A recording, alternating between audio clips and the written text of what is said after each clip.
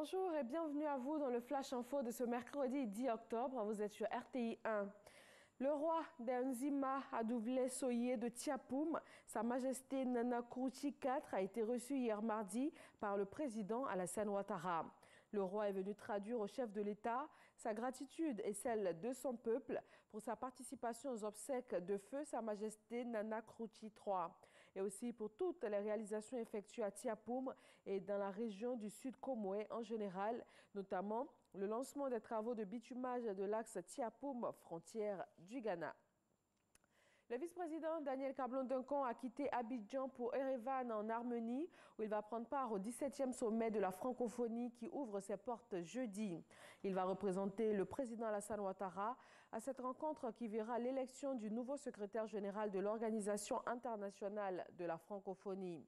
La présidente sortante, la Canadienne Michaëlle Jean, achève son premier mandat.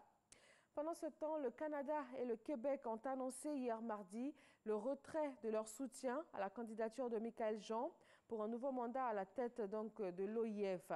La Rwandaise Louise Mishikiwabo est désormais en pole position pour prendre sa place à l'issue de ce 17e sommet de la francophonie. Lutte contre le chômage ici en Côte d'Ivoire dans le domaine de l'entrepreneuriat. De nouveaux outils sont mis en place pour accompagner les jeunes porteurs de projets. Lansine Bakayoko. Danane, Bouaké, Bondoukou, Korogo et Grand Bassam. C'est le circuit de la caravane Environnement Startup pour cette édition 2018. Cette caravane a permis de sélectionner 5 jeunes porteurs de projets retenus sur les 200 qui ont concouru au départ. Ils vont bénéficier d'un accompagnement gratuit sur 24 mois. L'innovation de la deuxième édition d'Environnement Startup a été de sillonner la Côte d'Ivoire à travers une caravane nationale d'appel à projets qui nous a vu parcourir les régions de l'Ouest, de l'Est, du Centre, du Nord et du Sud de la Côte d'Ivoire avec 2 étapes à l'étranger, la France et le Maroc. L'objectif visé était d'être inclusif et de donner la chance à tous nos jeunes, tout porteur de projet ivoirien, où qu'il soit, pour présenter sa solution qui, nous l'espérons, une fois sortie de l'incubateur, sera une réussite à l'ivoirienne.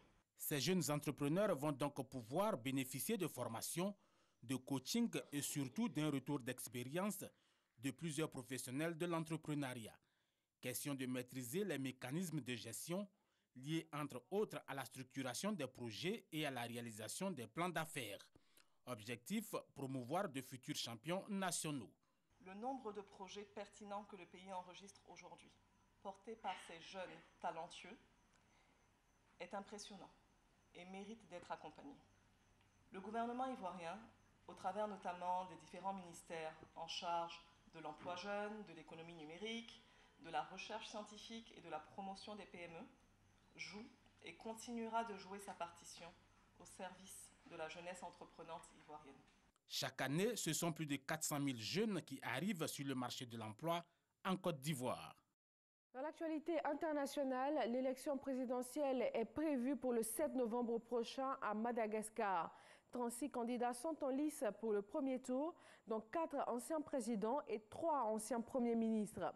La campagne électorale a démarré ce lundi 8 octobre. Les 36 candidats ont désormais 1 mois pour faire campagne. Mais déjà, 21 candidats dénoncent des fraudes. Ils se sont rassemblés dans le centre de la capitale pour dénoncer des tricheries et exiger une révision de la liste électorale qu'ils jugent défaillante. En France, un important remaniement ministériel est attendu, conséquence directe de la démission du ministre de l'Intérieur, Gérard Collomb. Aucune annonce n'a encore été faite. 1 an et demi après son arrivée au pouvoir, Emmanuel Macron fait face à son premier grand remaniement. Le Premier ministre Édouard Philippe s'est entretenu plus d'1 heure dans la matinée d'hier avec le président de la République, mais il n'y a eu pour l'instant aucune démission de son gouvernement ni nomination. Et voilà, c'est tout pour ce bref point de l'actualité. Rendez-vous pour le journal de 13h. Très bonne journée à tous sur RTI 1.